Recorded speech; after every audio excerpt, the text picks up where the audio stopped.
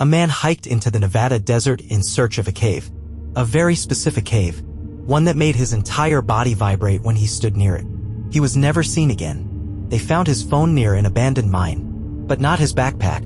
Not his body. Not a trace. And the strangest part? Before he disappeared, he left a chilling comment under a YouTube video. A warning. A challenge. And then he went back. If I don't return, call for help. It started with a comment. Just text. Plain white letters against a black YouTube background. A man named Kenny Veach, using the handle SnakeBitNG, wrote under a video about secret military bases in Nevada. One time during one of my hikes out by Nellis Air Force Base, I found a hidden cave. The entrance was shaped like a perfect capital M. As I got close to it, my whole body began to vibrate. The closer I got, the worse it felt. I was scared out of my mind and hightailed it out of there. It could have ended there. Another weird comment in a sea of conspiracy theories. But it didn't. The reply section blew up. Strangers urged him to go back.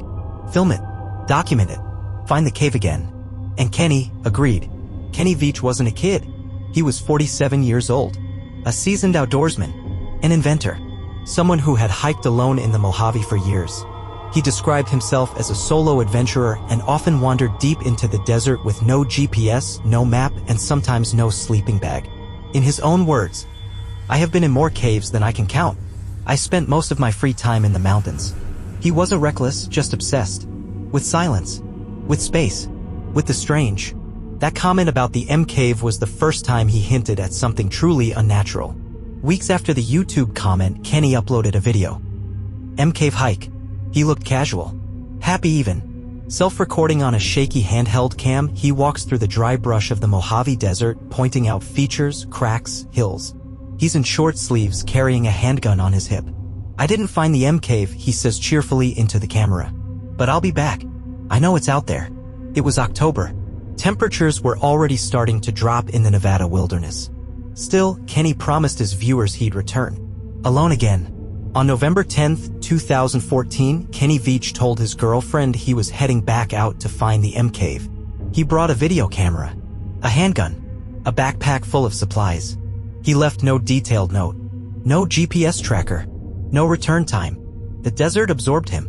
He was never seen alive again. 3 days passed. No call, no message. His girlfriend reported him missing. Within 48 hours, search and rescue teams were combing the hills near the edge of Nellis Air Force Base, a known high-security military zone. And then they found it. Orange Square, Kenny's phone. Orange Square placed neatly at the entrance of an abandoned mine shaft. Orange Square not dropped. Not broken. Just left. His backpack wasn't there. His gun was missing. There were no footprints leading away. The internet did what it does best. It exploded with theories. He got lost? But Kenny was an expert. He hiked that terrain for years. He took his own life. Then why not leave a note? Why leave his phone outside the mine?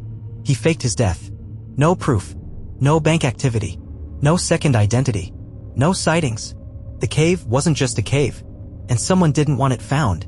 Here's where it gets darker. The place Kenny was exploring? It's just miles from Nellis AFB, home to classified flight testing. Connected to Area 51 airspace. A desert filled with underground facilities that don't appear on public maps. Locals have long told stories about hum sounds, black SUVs without plates, people vanishing after getting too close. And Kenny? He was known to stray off trail, explore deep, and ask questions. Was he just unlucky? Or did he find something he wasn't supposed to? Volunteers spent weeks searching. Helicopters, dogs, drones. They found nothing. No signs of a fall. No body. No camera. No trace. Just a dead phone sitting at the mouth of an old shaft like a final message. Some believe he's still out there. Some think he never left. But if Kenny had faked his death, there would have been a clue. A transaction. A sighting. There wasn't. Just silence. But here's the part almost no one talks about. The YouTube comment that made Kenny go back? It came from a user that disappeared too. And what his girlfriend revealed after his disappearance makes the whole thing so much worse. It didn't come from some anonymous account with a throwaway name. The YouTube user who challenged Kenny Veach to go back to the cave had a very specific tone. Commanding. Curious. Unnervingly familiar. The comment read, "No one else has found this cave. You need to go back and document it. Take a gun with you. If it's vibrating your body, something is there. Find it. Kenny replied directly. I plan to go back. I'll take my video camera this time. If I don't return, call for help. It read like a joke, except he never returned. What's strange is that the original commenter deleted their account soon after. No follow-ups, no videos, no trace. It was as if they had never existed. Some people now believe it wasn't a random viewer at all, but someone who knew. After Kenny disappeared, the internet community that had cheered him on fell eerily silent. Some deleted their own comments. Others claimed to have seen the cave but refused to go near it. And then someone reposted a screenshot. A message Kenny had left under a different video months before. It was older, almost forgotten, and in it he described the M cave in more detail. The closer I got, the more my chest tightened. My body buzzed like I was near a transformer. I felt sick. I turned and ran. But then there was a line at the end, one that most people missed. There were no animal sounds, not even wind. Like the world had turned itself off. After the official search was called off, Kenny's girlfriend, Shireen Pilgrim, spoke to a local newspaper. She said something that changed everything. Kenny was obsessed with proving that cave was real, but I begged him not to go back. He told me he wasn't afraid of the government. He was afraid of what he felt when he was near it. He said it was like the cave was alive. She went on to describe how Kenny had become distant in the days before he disappeared. He was barely sleeping, sketching shapes in his journal, repeating a phrase under his breath. It's not a cave. It's a door. Days after the phone was found, Shireen returned to Kenny's home. She went through his belongings, his notebooks, his gear. Inside one of the notebooks, tucked between a gear list and a sketch of the Nevada ridgeline, was a hand-drawn map. No labels, just terrain, coordinates, and at the center a strange angular M. But the path to it wasn't direct. It zigzagged, looped, then stopped in the middle of nowhere. Almost as if he was avoiding something. Some believe Kenny had already found the cave again before that final hike, and whatever was near it spooked him. Let's be clear. The area Kenny vanished in is just miles from restricted military airspace. Nellis Air Force Base. The same airspace that borders Area 51. Satellite images of the region show blanked out zones. Ridges that don't match up. Blurred pixels where natural rock should be. And hikers in that area have reported bizarre encounters. Black trucks parked deep in the hills. Echoes that repeat twice like something is mimicking your voice. A sudden metallic hum that grows louder then vanishes completely. Was Kenny getting too close to something buried under that desert? Or worse, under the mountain itself? Here's something nobody explains. Kenny brought his camera on the final hike. He always did. But when his phone was found at the mine, the camera wasn't there. Not near the mine. Not in the surrounding brush. Not in any ravine.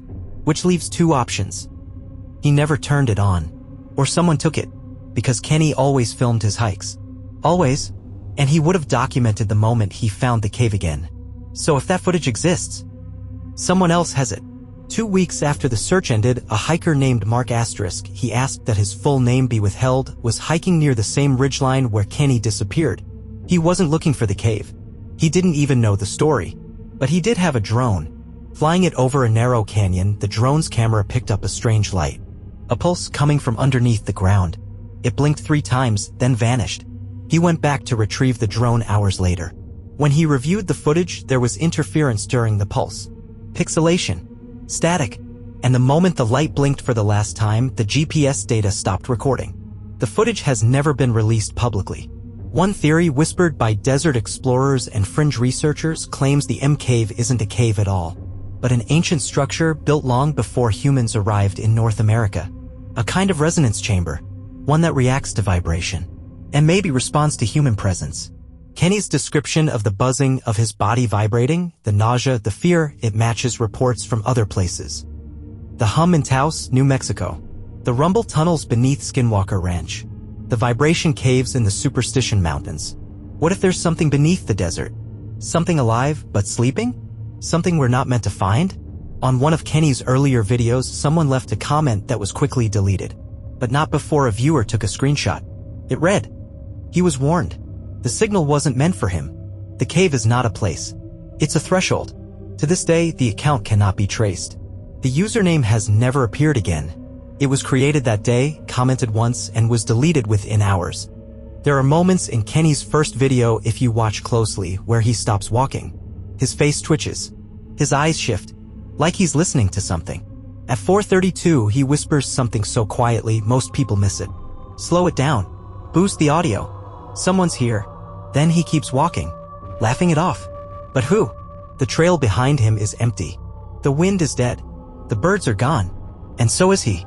The cave may be real. And so might the signal. But if it's a threshold, what's on the other side? On the morning of November 10th, 2014, Kenny Veach packed his bag one last time. He told Shirayan, his girlfriend, that he was going back to find the cave, the one that vibrated his body and filled him with dread. She begged him not to. It's not worth it, she told him. You don't need to prove anything to strangers on the internet. Kenny smiled, kissed her on the forehead, and said, I'll be back before the weekend. He wasn't. We know what Kenny brought with him. A handgun strapped to his hip. A backpack full of supplies. A water bottle, a flashlight. A video camera. And a notebook with a hand-drawn map. The same map with that jagged M in the center. It's believed that Kenny had narrowed the cave's location to a specific ravine, one he hadn't shown in his previous videos. One that ran parallel to a restricted government zone. One with no trail markers. And no cell signal. A desert prospector named Mike Goodwin later told police he'd crossed paths with Kenny at a gas station on the outskirts of the Mojave Preserve. Kenny had filled up his car, grabbed a coffee, and asked one question. You ever hear a hum out here? Like metal underground? Mike had laughed and said no.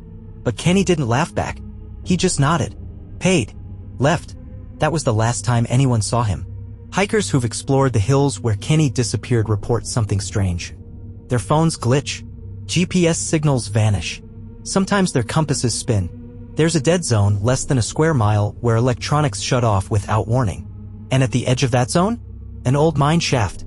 Exactly where Kenny's phone was later found. But what's below that shaft? No one knows. Locals say the mine goes down hundreds of feet, then sideways into a sealed tunnel. A government surveyor once claimed the shaft was closed off in the 1970s. But by who and why, no one can say. For days after Kenny vanished, a search and rescue team followed faint footprints up a steep ridge near the mine. They weren't normal prints. The stride was wide, almost forced. The depth was uneven, like he was limping. And then, just before the top of the ridge, the print stopped. Not turned around. Not blown away. Stopped. One print. Then, nothing. Like the person had been lifted off the ground. That was the last track ever found. In his earliest video, Kenny had mentioned something odd. Sometimes when you're way out here, you hear things. Voices. Breathing. It's probably just your head messing with you. But sometimes it sounds like it's coming from the rocks. Most viewers assumed he was joking. But what if he wasn't? Another hiker who explored the same region months later posted on a forum. Heard a deep sound under my feet. Not a plane. Not thunder. Felt like it was alive. I left. Fast. There's an old story told by miners in the Nevada desert. They call it the grid. It's an alleged underground network of military-built tunnels, some dating back to the Cold War. No official record exists. But people claim to have seen sealed entrances half buried beneath rock slides or camouflaged into hillsides. One such entrance is rumored to be near where Kenny vanished. It's said to emit a vibration when the temperature drops below 50 degrees. Just like the one Kenny described. Some believe he found an entrance. And something found him back. Here's where things get truly bizarre. Multiple hikers have now claimed that they've seen the M cave. Each describes it similarly. A perfect M-shaped opening in the rock. Completely silent around it, no animals, no wind. A pressure in their chest the closer they get. But here's the thing. They can never find it again. The cave doesn't stay in the same place. Coordinates change. Landmarks shift. As if it moves. One man wrote, I marked it on GPS, came back 2 days later. It wasn't there. Nearly 1 year after Kenny disappeared, a desert scavenger came across a video camera in a dry wash several miles from the mine. The model matched what Kenny had used. But the SD card inside? Wiped clean. Not damaged. Not corrupted. Formatted. No images. No logs. No metadata. Just blank. The scavenger turned it into authorities. It was quietly logged. Never seen again. In 2021, a YouTube researcher reanalyzed Kenny's original M cave hike video using audio isolation software. At timestamp 9:46, just as Kenny rounds a sharp corner near a dry hill, there's a faint sound beneath his voice. It's not an echo, not wind. It's a low-frequency tone, almost like a mechanical hum. And layered just beneath that hum, is something that sounds disturbingly like breathing. Not his. What happened to Kenny Veach may not have been an accident, and it may not have been human. But in part 4, we follow the clues even deeper, into the mine, into the ridge, and into something that has been buried. For a very long time. For nearly 6 years, no one noticed it. Not even the people who watched Kenny's last public video dozens of times. The frame was quick, easy to miss, but it was always there. At timestamp 13:02 in Kenny's cave hike video, as he pans the landscape behind him, the lens catches something. A glint of metal just above the horizon. It flashes once, then disappears.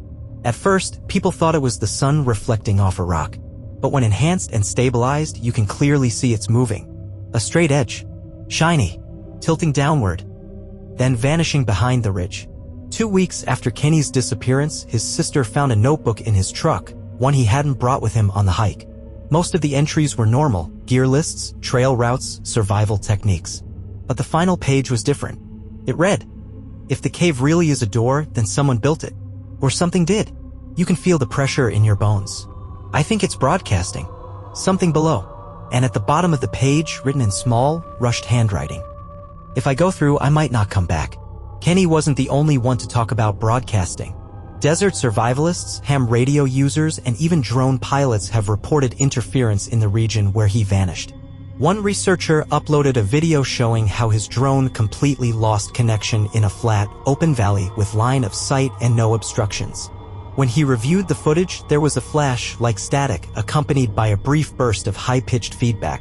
An audio engineer later described it as not random noise, more like structured data, something intentionally emitted. But by what? Freedom of Information Act (FOIA) requests were filed after Kenny's disappearance. Several targeted Nellis Air Force Base, requesting any logs, activity, or radar pings on the day Kenny disappeared. All were denied. The response? No records found. But that's not all. One requester reported that a week later, 2 men in plain clothing, never identified, visited their home. They asked questions about why they were so interested in an old hiker. They never showed credentials. They didn't leave a card. They just warned him not to go looking for caves in restricted zones. In 2019, a pair of hikers set out to retrace Kenny's last known path. They weren't thrill seekers or ghost hunters, just a married couple with a curiosity for strange places. They filmed their journey and uploaded it to a niche exploration channel. Around the 3rd hour of footage, something unexpected happened. They pause at a ridge. The wind is still. The man points to something in the distance. A figure, standing alone, motionless, at the edge of a cliff, staring back at them. They call out. No reply. The figure turns and walks behind a rock outcrop. They rush to the spot. No one is there. No prints. No dust trail. Nothing. Was it just another hiker? Or something else? A tech-savvy viewer of Kenny's original video discovered something odd buried in the file's metadata. Video length, 13 minutes, 58 seconds. But embedded timestamp suggests the raw recording was over 1 hour, 20 minutes long. The conclusion? More than an hour of footage was removed before upload. There is no explanation for where the rest went. What was cut? Why? And who cut it? In one of his earliest interviews, Kenny said something peculiar. "Sometimes when I get near certain rocks, I feel this pressure in my bones. Like a guitar string being plucked in your spine." Later, in forums discussing infrasound weapons and underground acoustics, users began calling it the guitar string theory. The idea is this. Certain locations emit low-frequency vibrations inaudible to the human ear but still felt in the body. These frequencies can cause confusion, fear, hallucinations, even panic. Some are natural. Others are not. Could the cave be a source of infrasound? Could it be a frequency trap? And could that explain Kenny's final decision to go back alone? An audio technician working on a podcast about missing 411 decided to clean up Kenny's old hiking video to enhance ambient sounds. But what he found made him stop editing altogether. Between minute 11:20 and 11:30, there's a stretch of wind and walking. But when slowed down and processed with a voice isolator, there's a whisper, a deep, slow murmur. You don't belong here. Too low for Kenny to have noticed, but clear enough to be heard once enhanced. Was it wind? Was it a layered glitch? Or was something speaking? Not through voice, but through vibration? 3 months after Kenny disappeared, hikers exploring the dry riverbeds nearby came across a small stack of rocks. Unusual, but not uncommon. except inside the top rock was a folded piece of cloth, wrapped around a bullet casing, and inside the casing, a tiny rolled note, soaked and faded but still legible. The door hums at sunset. Authorities took the note. It was never officially logged. It never appeared in any report. The hikers who found it were told to stop interfering with an open investigation. The investigation was already closed. Theories exploded online. Some say Kenny was taken. Others believe he found what he was looking for and crossed over. Into what? A secret military base? A pre-human structure? A portal? Or a frequency chamber designed to erase the body and keep the soul? The final theory is the darkest. Asterisk, Kenny didn't vanish. He's still there, asterisk, trapped in a loop of vibration. A signal bouncing underground, endlessly echoing, waiting for someone else to hear it. Asterisk. His phone was found. His camera was not. But what if there's another recording? One the internet never saw. One that reveals the truth about what Kenny encountered. In the final minutes before everything went silent, when the search team found Kenny's Samsung phone, it was resting neatly on the ground just outside the entrance of an old abandoned mine shaft deep in the Sheep Mountains. Not dropped, not scuffed, not half buried under dust or rock. It was placed there, face up, battery at 11%. It hadn't been used to call anyone. There were no missed calls, no outgoing messages, just the home screen, frozen, like a mirror left behind. Searchers expected to find more. But Kenny's backpack was gone. So was his handgun, his water supply, and, most importantly, his camera. There were no signs of a scuffle, no drag marks, no animal tracks, and no blood. Just the phone, and the open mouth of the mine behind it. Like it was waiting. The mine was quickly searched by local rescue teams. They descended using ropes and infrared cameras. The shaft ran nearly 200 feet down, then cut horizontally for another 70. At the farthest end was a cave-in. Rocks collapsed in on themselves, forming a sealed wall. No way forward, no way around. They found nothing. No signs that anyone had recently passed through. No gear, no light sources, no messages scratched into the rock. But there was something else. A feeling. One rescuer, an experienced cave technician, later told a reporter, "I've worked in dozens of mines. This one was different. You couldn't hear your own breath down there." Some Reddit users have long speculated that the phone found wasn't Kenny's only device. He may have brought a second one, off-grid, used only for GPS and filming. And it's that device that's still missing. One user even claimed to have seen a second SIM card registered to Kenny's name tied to an unactivated burner phone purchased with cash 2 months before he vanished. But that information has never been confirmed. And if it's true, what was Kenny planning to do that he didn't want traced? The data pulled from the phone Kenny left behind revealed something strange. The last image saved to his gallery was not from the hike. It was taken the night before he left. It showed a close-up of his gear layout, sleeping bag, flashlight, canteen. But in the corner of the image, something caught the eye of an internet sleuth. A mirror. And reflected in the mirror was something hanging behind Kenny's door. A piece of paper tacked to the wall. When zoomed in and cleaned up, the visible writing read, "We are not built to go below. We are not tuned for what waits there." The rest was obscured. No one knows who wrote it. No one knows why Kenny took that picture. What's rarely mentioned is that Kenny's girlfriend, Shirayan, had asked him to carry a small, clip-on GPS tracker during his final hike. It wasn't live tracking, it recorded location data locally, meant to be reviewed after the trip. The tracker never came back, but it did ping once before losing connection about 36 hours after Kenny left home. That ping came from a location 1.6 miles northwest of the mine shaft in an area with no visible trails or road access. When volunteers searched the zone days later, they found nothing. Except for one detail. A line of 5 rocks, evenly spaced in a perfectly straight line, ending at a jagged rock wall. Not natural. Not random. Deliberate. The region where Kenny disappeared is known for being dry, silent, still. But it's not supposed to be dead. Wildlife should be active. Insects should click. Winds should howl across the canyons. But multiple hikers who've been there since Kenny's disappearance report the same thing. It's like a vacuum. No birds. No wind. No sound. Just pressure. One person even said they felt their ears pop, like descending in a plane. Despite no change in elevation, something is pressing on the air there, or taking it away. In a 2017 YouTube video, A solo explorer named Aaron visited the same mine shaft where Kenny's phone was found. He brought a headlamp, camera rig, and drone. While filming, he enters the shaft alone, walks 100 feet in, then stops. At timestamp 10:21, his headlamp catches something at the far end of the tunnel. A shadow, tall, thin, too narrow to be human. It doesn't move. It just leans slightly to the left, then vanishes. Aaron immediately panics, turns, sprints out of the shaft. He never returned. The video remains up, and the comment section is filled with viewers who have freeze-framed the figure. Some say it was pareidolia. Others say it was waiting. A digital cartographer attempted to create a full overlay of known government test ranges in Nevada. When the transparent layer is placed over Google Maps, Kenny's last known location falls directly on the fringe of a classified operations area, one that doesn't appear on civilian records. The region is marked only by a number string, no name, no facility code. It's rumored to be a deep radar testing zone, where acoustic weapons were prototyped in the 1990s.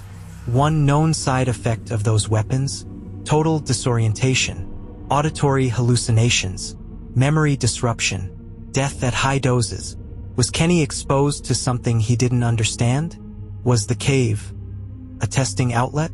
Perhaps the most haunting part of Kenny's found phone is how little it tells us. No audio logs, no final recording, no goodbye. But someone noticed a small oddity in the file system.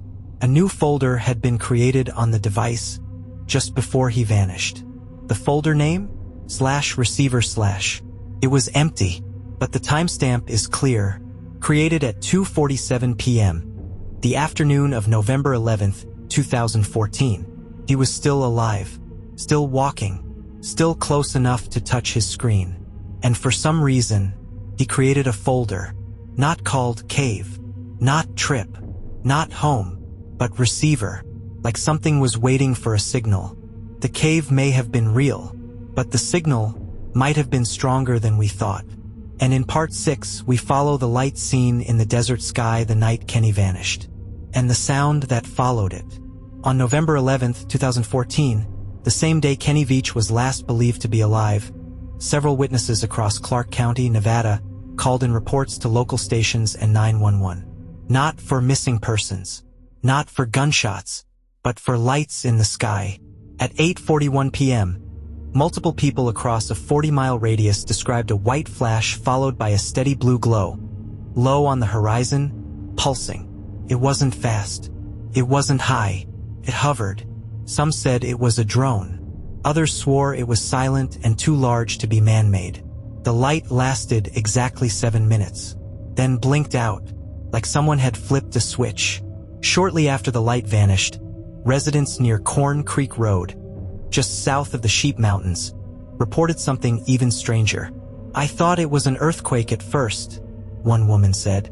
"My windows vibrated, but there was no rumble, just a sound, like a power line, but deeper."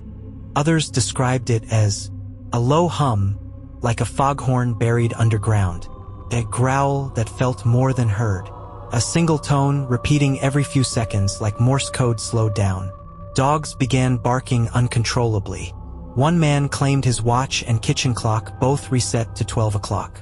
Emergency services dispatched a crew to investigate. They found nothing. No power surges, no weather disturbances, no seismic activity. But several responders noted that their radios crackled when entering the zone and went dead completely near the base of the ridge. The same ridge where Kenny's phone had been found. An anonymous private pilot, flying a Cessna over Nevada that night, filed a quiet report months later with a civilian aviation site. In it, he describes passing over the northern Mojave when he noticed something strange on his wing cam. A glow beneath me, not from a town, pulsed once every 3 seconds. It looked like a runway, but in the middle of nowhere. He circled back. The glow was gone, but when he reviewed his flight log, the timestamp of the event read 8:41 p.m. Several online researchers mapped the light sightings, triangulating the flash location to a point about 2 miles northeast of the mine shaft where Kenny's phone was discovered. In that zone, the terrain rises sharply, ridges, cliffs, and hidden basins. One hiker, who ventured close in 2016, described the area as unnatural, like someone tried to shape the rock into something. She reported seeing a flat-faced wall with lines carved into it. Not graffiti, not erosion, geometric, like circuitry. She didn't take photos. Her camera, she said, wouldn't power on. This part of the Mojave has a name among desert locals. The zone. No signs mark it. No fences surround it. But everyone knows to stay out after dark. According to campers, strange things happen here. Compasses spin. Watches run fast. Radios go silent. Voices carry when they shouldn't. And lights appear on ridgelines where there are no roads. Some say it's natural electromagnetism. Others say the government is using the area for signal experiments. But some believe the land itself is wrong, twisted, as if something ancient still breathes beneath it. And sometimes wakes up. A man named Frank, who lived in a trailer west of the trailhead Kenny used, later gave an anonymous interview.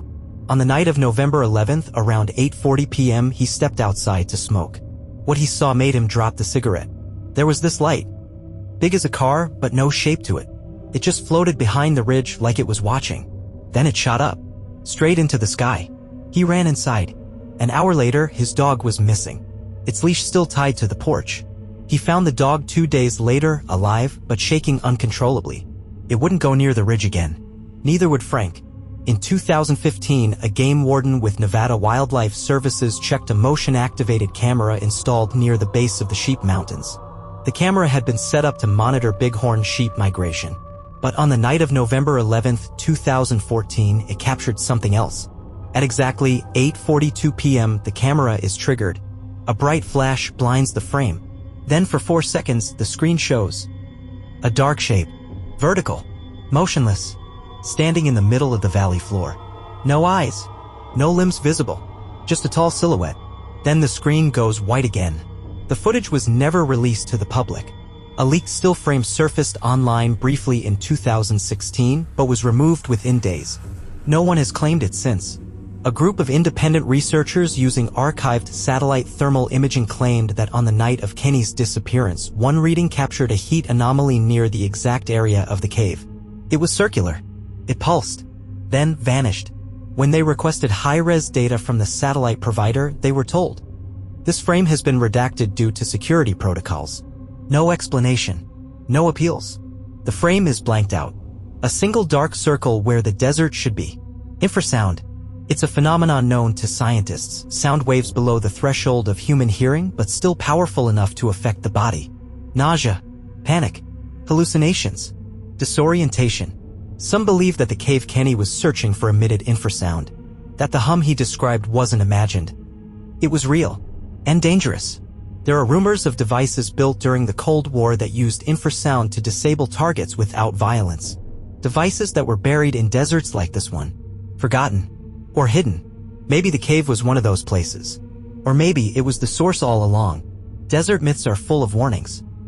Don't follow the lights. Don't answer the echoes. Don't walk alone after sunset. Some say the light seen on November 11th wasn't a ship. Or a machine. But a signal. A trigger. The cave was sleeping, one Redditor wrote. And Kenny stepped too close. The flash wasn't just a reaction.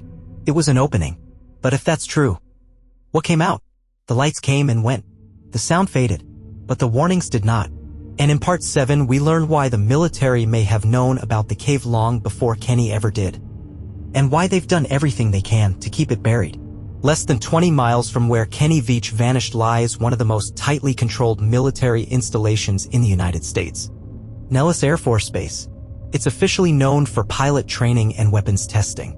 Unofficially, it's whispered about in the same breath as Area 51. The base controls over 4,500 square miles of restricted land, more than some U.S. states. And the northern border? It runs right along the Sheep Mountain Range, Kenny's last known location. When journalists filed Freedom of Information Act (FOIA) requests about Kenny's disappearance, the official reply from Nellis was the same every time. No records responsive to your request. But this wasn't just stonewalling. It was surgical. Even flight logs from that day were redacted. And in one instance, a requester received a physical letter marked, "Reviewed by security, do not release." 3 days into the official search for Kenny, something strange happened.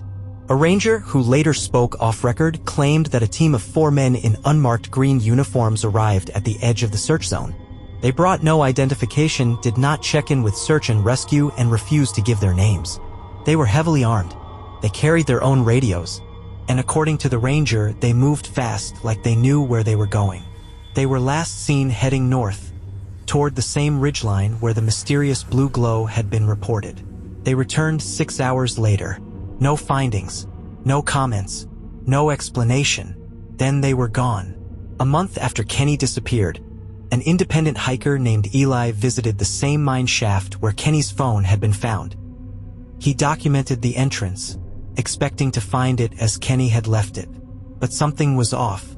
The area had been cleared. No dust, no brush, and no graffiti, and no signs of wildlife. The shaft itself had been barricaded with a sheet of fresh metal bolting, not rusted, not weather-worn. Spray-painted on the surface were 3 letters in white. DOF. No one knows what it stands for. Department of Forestry? Division of Operations Field? Or something else entirely. The marking was gone 2 weeks later. Local police logs show that military helicopters were seen flying low over the desert the night after Kenny vanished. Multiple residents reported the activity. But when news outlets contacted Nellis AFB, the official statement was, no scheduled flight operations occurred during the specified time window. Yet amateur radio operators had picked up encrypted chatter across military bands during that same window, using call signs not associated with Nellis. One phrase was allegedly repeated several times. Echo Ridge is hot. Confirm signal lock. Transmit protocol. Some believe Echo Ridge was a code name for the cave location. If that's true, the military wasn't surprised Kenny disappeared. They were already watching. In early 2016, a document appeared on a fringe conspiracy forum. It was titled, Operation Silent Rock, Field Brief 09B. The file was scrubbed of dates and author names, but included detailed maps of the Sheep Mountain region, highlighting a specific elevation marker near the mine shaft. One paragraph stood out. Do not engage with the source. Observational protocols only. In the event of resonance breach, initiate containment sequence. Civilian contact is statistically low but possible. Media interaction. Discredit, deny, disrupt. The file was deleted within 48 hours. Users who had saved it reported their cloud drives were wiped by security error. One claimed their entire Google account was disabled. To this day, no one has uploaded the document again. In 2019, hikers exploring the region near the M Cave reported being approached by 2 men on foot. They wore civilian clothes but had military-grade boots and earpieces. They asked basic questions. Why are you out here? Have you seen anyone unusual? Do you know what zone you're in? One hiker jokingly said, we're looking for that missing guy, the cave guy. The mood changed instantly. You're not supposed to be here, one of the men said. They turned and left, disappearing into the brush without a trail. An odd detail surfaced from the GPS ping associated with Kenny's last known location. The elevation reading, taken from his phone's internal barometer, didn't match the surrounding terrain. It was 130 feet lower than the actual ridge height. Some suggested it was a sensor malfunction, but others believe it's evidence of a descent, possibly underground. If Kenny entered a tunnel or artificial chamber, his phone might have recorded the pressure change as a drop in elevation, even if he was technically standing on level ground. What if the cave wasn't a natural structure at all? What if it was part of a buried facility? A former military contractor turned whistleblower posted anonymously on a secure channel in 2021. In the thread, he described his role in a desert acoustics testing project in Nevada years before Kenny disappeared. He claims one of the sites was decommissioned, then abandoned due to unintended side effects, vibrations that induced nausea and hallucinations, time distortion as perceived by test subjects, audio loops that couldn't be recorded or traced. The location he described, roughly aligned with the same cave radius Kenny was hunting. When asked if the site was ever reopened, the poster replied. No, but some things don't stay shut. Before Kenny left for his final hike, he mentioned something to his girlfriend in passing. If I don't make it back, it'll be because they finally got tired of me looking. At the time, she thought he meant internet trolls. Now she's not so sure. He told me once there were sensors out there, that sometimes you step on something and it's not rock. Clicks, but you don't hear it. Something underground knows you're there. Kenny wasn't scared of the wild. He was scared of who was already inside it. A document compiled by independent researchers lists 12 other hikers who have disappeared in the same 50-mile radius as Kenny over the last 20 years. Most are officially ruled as lost or unrecovered. None had criminal history. None had records of mental illness. All had two things in common. They were exploring off-trail, and they all spoke or posted online about strange sounds, lights, or shapes before disappearing. Kenny wasn't the first. He was just the one who filmed it. They may have tried to bury it, lock it behind concrete and code, but Kenny Veach found something ancient. And in part 8, we finally hear the voice. That may not have been his own. It was months after the official search was over. The police had stopped checking in. The forums had grown quiet. The media had moved on. But Shireen Pilgrim, Kenny's girlfriend, never did. One rainy afternoon, as she was going through Kenny's old gear for donation, she slid the bed frame back and found something she had missed during the first search. A sealed black shoebox, duct-taped shut, no label. Inside were 3 things. 1. A microcassette recorder. 2. A folded topographical map with handwritten markings. 3. And a letter, written in Kenny's handwriting, addressed to her, but never delivered. The note wasn't long. It was written in ballpoint pen, shaky like it had been scribbled quickly or by a hand not used to writing under stress. Shireen, I'm sorry I didn't tell you everything. There's something out there I can't explain. It hums, but it's not mechanical. It's like it's waiting. The cave doesn't look the same every time. I think it moves. Or I do. I don't know what it is, but it's not a cave. If I come back, I'll destroy this. If not, don't follow me. Please. Tell them I was chasing peace. But you'll know the truth. K. The topographic map in the box was creased from years of use. Kenny had drawn paths in red ink, routes he had already hiked. But there was one spot circled 3 times in heavy marker, labeled only with 2 letters. RZ. Red zone? Resonance zone? Restricted zone? No one knows. But the coordinates led to a deep gulch north of the shaft where his phone was found. A place not mentioned in any of his videos. No trails, no roads. Just blank space on a map. The microcassette recorder inside the box had a single tape already rewound. Shireen hesitated to press play. But she did. The recording begins with wind loud hollow, boots crunching on sand. Kenny's voice barely audible. Day 2. Found it again. Looks different. Narrower. Feels like it's watching. Gonna try to approach this time. Then silence. Then a low, warbling sound. Not static. Not wind. Something else. Then Kenny again, closer, breathless.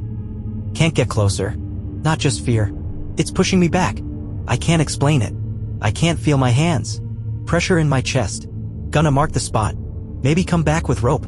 The tape ends with a sharp crack like a mic hitting stone. And then a whisper. It knows I'm here.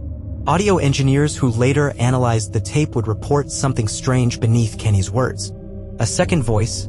Low. Not human. Not quite speech, more like a modulated resonance that fluctuates with Kenny's breathing. When slowed and filtered, the waveform appears to respond every time Kenny speaks. Like a mimic. A reflection. One expert described it as feedback from an intelligent source. Not electronic. Organic. But not human.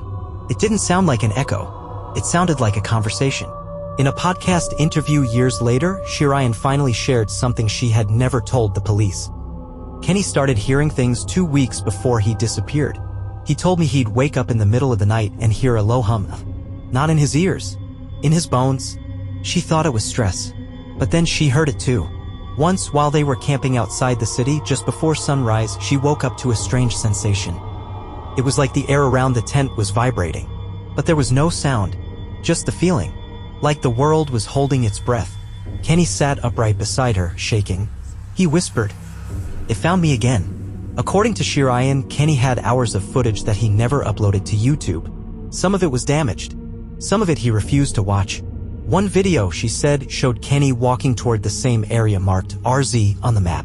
At the 9-minute mark, the video glitches. The sky darkens suddenly. No transition. No explanation. Kenny turns the camera to his face and says, "I don't think it's a place. I think it's a frequency." Then the feed cuts out. She tried to recover the file from his hard drive after he vanished. But the folder was corrupted. Irretrievable. As if something didn't want it shared. After Kenny disappeared, Shirayan started having the same dream. Night after night, she would be standing at the edge of a rocky cliff, the wind howling behind her, and from deep within the valley below she would hear a hum. Not loud, but familiar. Then a voice.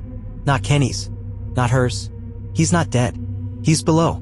She told no one for months. Until one day she visited the ridge near the mine alone. And heard it. On that solo hike, something happened she's never spoken of publicly until now. She brought nothing but a water bottle, Kenny's map, and the recorder. She made it halfway to the location labeled RZ before she stopped. Because she heard something behind her. Not animals.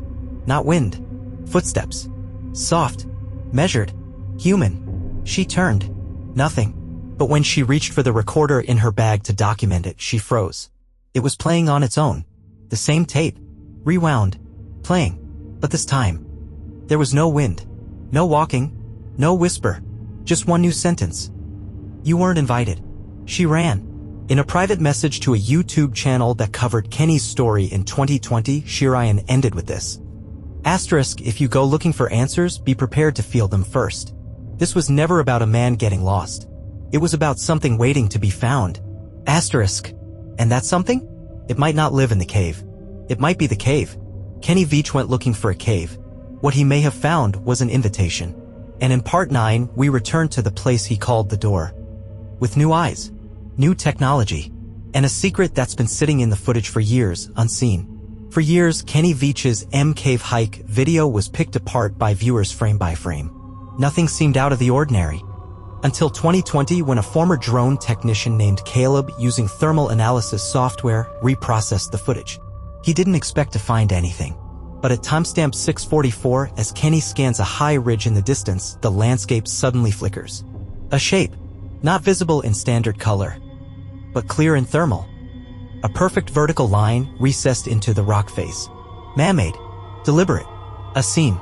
Caleb cross-referenced terrain features and triangulated the location using satellite overlays, topographic maps, and Kenny's own footage.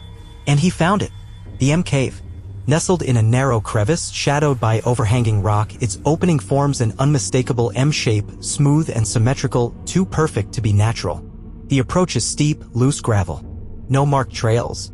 And strangest of all, the cave isn't always there. Multiple hikers have followed Caleb's coordinates and found nothing. But a handful, just a few, have stood at its mouth. And all of them agree on one thing. Something was wrong with the air. In 2022, a desert explorer named Lex reached the cave at dawn. He brought high-lumen lighting, thermal gear, and an EMF meter. He recorded everything. The cave goes in about 40 feet, then turns sharply right. Not deep, just enough to conceal. At the back? A wall. Flat. Vertical. Smooth stone. But when Lex ran his hand along it, he felt something strange. A line. Hair-thin, metal-cold. A rectangle about the size of a standard doorway. And then his EMF detector spiked. It lit up like I was standing next to a power substation, he said. And then his camera died. Fully charged. Dead within seconds. He left. Lex's footage was corrupted, mostly static. But one clip recovered by a data specialist caught audio just before the camera failed. At the moment the EMF spike hit, a hiss cuts through the microphone. Not white noise. Not feedback. Something different. When slowed down, it resolves into something vocal. A whisper, deep and distant. You are not the first. The audio technician ran it through multiple analysis programs. The waveform didn't match human speech, but it wasn't synthetic either. It had form, breath, intent. Of the 5 hikers who've reached the cave, only 2 have found it twice. Each reported that it was in a slightly different location on the second visit. One said it was 50 feet higher up the ridge. Another claimed it had rotated, its opening now facing a different direction. And one said the floor was different. There were no rocks inside the first time. But the second time, bones? He didn't take anything. Didn't photograph. He left. And he never went back. Another visitor brought 2 microphones into the cave, 1 shotgun mic and 1 parabolic dish, both recorded for 13 minutes. When he played them back, nothing. Silence. Not just quiet. 0 sound.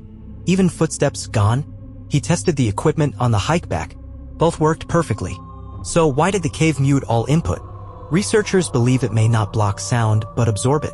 Or worse. Translate it. Kenny said it once in a clip most people skipped. It's not just a cave. It's a frequency. That phrase, "it's a frequency," has since become a cornerstone of a chilling theory. That the M cave isn't a structure but a resonant point where natural and artificial energy lines intersect, creating pockets of altered perception. It would explain the vibrations, the vanishing footprints, the warped time reports, the hallucinations, the voices, and if the cave is a frequency, anyone who hears it might be permanently altered. In Kenny's original video, most people focus on his words, but very few look behind him. At timestamp 12:08, as he describes the trail ahead, there's a single frame where a shape moves behind a rock, briefly visible on the left. It's not wildlife. Too tall. Too angular. No explanation. It's not acknowledged. It's not repeated. But someone slowed the frame, stabilized it, and enhanced it. It's a figure. Still. Watching. Lex returned to the cave 6 months later with ground-penetrating radar illegally borrowed from a private surveying firm. He scanned the back wall, and what he found terrified him. A hollow space, roughly the size of a human tunnel, extending deeper, straight behind the cave. The GPS image revealed a distinct right-angle turn 20 feet in. Something was built there, not collapsed, hidden. And when Lex tried to chisel the wall, his tools bounced back as if hitting metal beneath stone. He left that night. His footage has never been released. He refuses to talk to anyone now. The final theory comes not from explorers or engineers, but from a linguist who analyzed the whispers heard in recovered audio from the M cave. He compared them against known languages, digital waveforms, and bioacoustic samples. The closest match? Whale song. But not quite. He called it a proto-language, one that predates structure, like intention without grammar. He believes the cave isn't just resonating. It's communicating, and whatever built it still lives inside it. He wasn't the first, and he won't be the last. But there's one final discovery. A voice, a confession, and the moment when Kenny Veach may have stepped through. 3 years after Kenny's disappearance, a YouTube user under the name @Sender0 uploaded a zip file to a cloud hosting link, claiming it was the missing footage. He said he'd recovered it from a corrupted hard drive acquired at a Las Vegas estate sale. No context, no identity.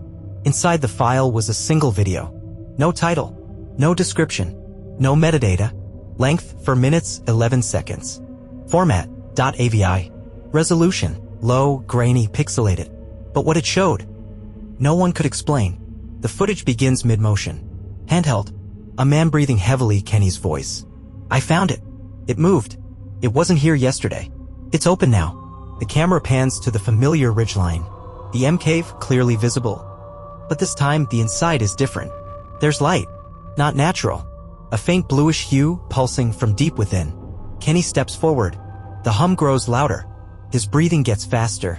"I don't know if I'm coming back." He pauses. Then, "I think it wants me to." The camera stutters. Frame skips. Audio distorts. Then, black. The final 10 seconds of the video are pure darkness. But the audio continues. There's a sound, low and resonant. Then, unmistakably, a second voice. Not Kenny's. Clear. Precise. But layered with distortion, like it's speaking through something. He opened the threshold. Not the first. Not the last. Then a click. Then nothing. The file ends. The user who uploaded it deleted their account 24 hours later. The cloud link is dead. But mirror copies survive. Everything points to the same terrifying idea. The cave was never a cave. It was a device. A door. A signal. And Kenny Veach wasn't just a hiker. He was the final variable. A person sensitive enough, obsessed enough to hear the frequency. To follow it. To touch the edge of something not meant to be touched. And the cave responded. It opened. And Kenny went through. Since his disappearance, at least 4 other hikers have gone missing within the same 30-mile radius. All of them mentioned in journals, social media posts, or text messages before vanishing. Lights in the rocks. Voices from nowhere. Dreams of caves that weren't there the day before. One left a voicemail the night before he vanished. "There's something in the stone. I hear it every time I close my eyes." His body was never found. Kenny's case remains open. But unofficially, it's cold. There are no suspects. No new evidence. No leads. Except for one. His YouTube account, the one he used to post the M Cave hike video, was briefly active 6 months after he vanished. One login. From an untraceable IP address. Then nothing. No uploads. No messages. Just a brief, unexplained pulse of activity. Like someone or something checked in. Today, hikers still visit the region. Some go to pay respects. Some to chase the mystery. Some looking to film the cave themselves. Many return with nothing. But a few come back with stories. Of a ridge that didn't used to be there. Static on their footage only inside a certain radius. A cold wind that seems to blow against gravity. And the sound of footsteps behind them no matter how fast they walk. They say the desert feels heavier now. Like it's holding a secret. Or something alive. The most chilling realization isn't that Kenny is gone. It's that he might not be alone. That below the surface of Nevada, something ancient is reaching out. Through vibration, through sound, through space that isn't stable. The M Cave was never meant to be opened. But now that it has been, it might not close again. If you visit the cave now, if you stand at its mouth, if you feel the hum rise through your shoes and into your bones, walk away. Don't film. Don't ask. Don't listen. Because once you hear it, you'll start to feel it. Even when you're nowhere near the desert. And when that happens, it already knows where you are. In Kenny Veach's last known video, just before the end, he says something that feels like nothing at the time. But now it's the one thing everyone remembers. He looks directly into the camera, smiles, and says, "You know, sometimes it feels like the desert is watching me." Then he laughs and walks into the rocks, and we never see him again. Kenny Veach went searching for a mystery, and he found one. Maybe the last one. He didn't fall. He didn't get lost. He stepped across something invisible and disappeared into a truth no one wants to believe. And if you ever hear a hum in the wilderness, not in your ears, but in your bones, turn around, because the cave is still open.